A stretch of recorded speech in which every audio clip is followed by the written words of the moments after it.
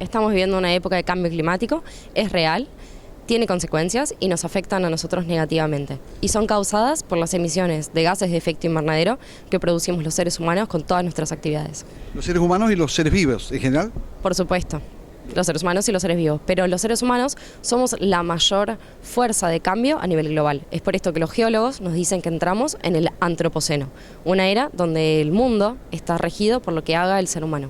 Bien. Anteriormente, ¿qué eran los factores que influían decisivamente en los cambios de clima, como tenemos periodos glaciares, digamos, de calentamiento, etcétera?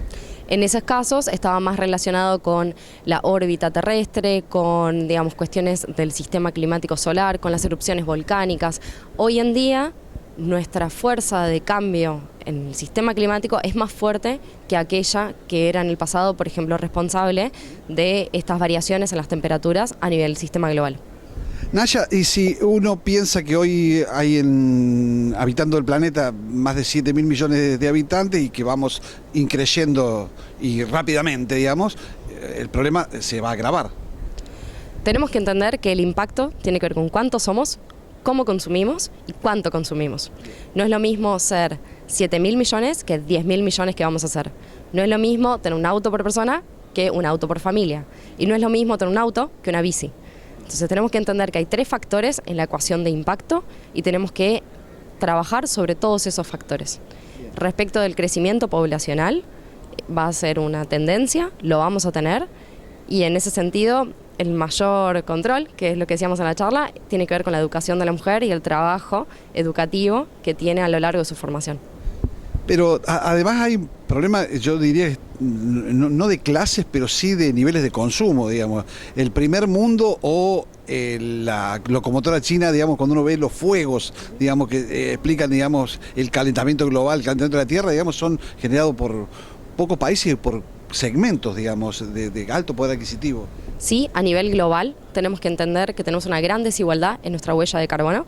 Hay un 10% más rico que genera el 50% de los gases de efecto invernadero y nosotros lo podemos pensar como país o lo podemos pensar como persona. Y como persona, conocer su huella de carbono es importante. Se puede googlear, se puede buscar, se pueden encontrar formas de conocerlas y saber en qué parte de esa curva de impacto de huella de carbono estamos. Hay quienes no acceden a niveles básicos de vida comparables con el siglo XXI y hay quienes tienen un exceso, un consumo muy alto y que tenemos que encontrar una forma de trabajar este mundo desigual que nos toca y que recibimos estas generaciones que nos va a tocar trabajar los años venideros. Bien.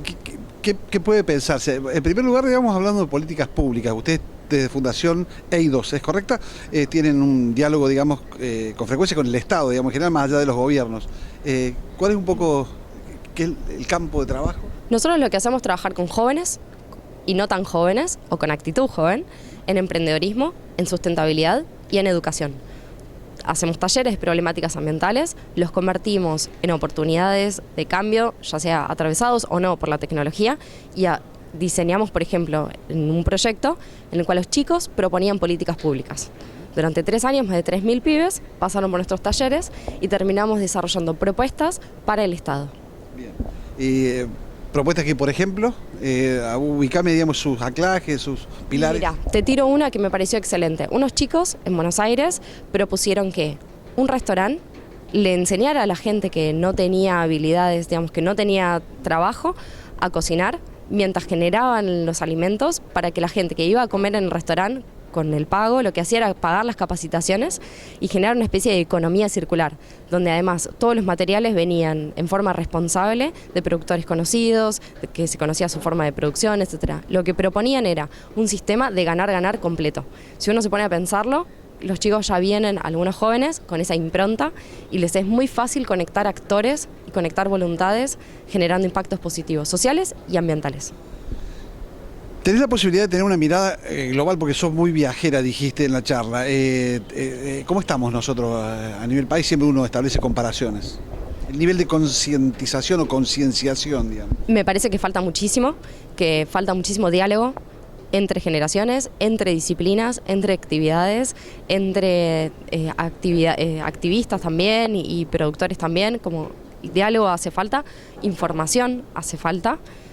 somos un país que todavía no tiene desarrollada toda la información que requieren los modelos de proyecciones climáticas, por ejemplo. Tenemos que generar, por un lado, datos, tenemos que comunicar mejor y tenemos que educar mejor. Bien. Y arrancaste en tu charla, digamos, haciendo una radiografía, no cruel, pero dura, digamos, muy dura. El sector agropecuario, está para ser jugado como muy responsable. Sí, lo interesante es saber en qué grado somos responsables, y cuanto más responsables, más compromiso. Me parece que esa es la ecuación que va a ser válida.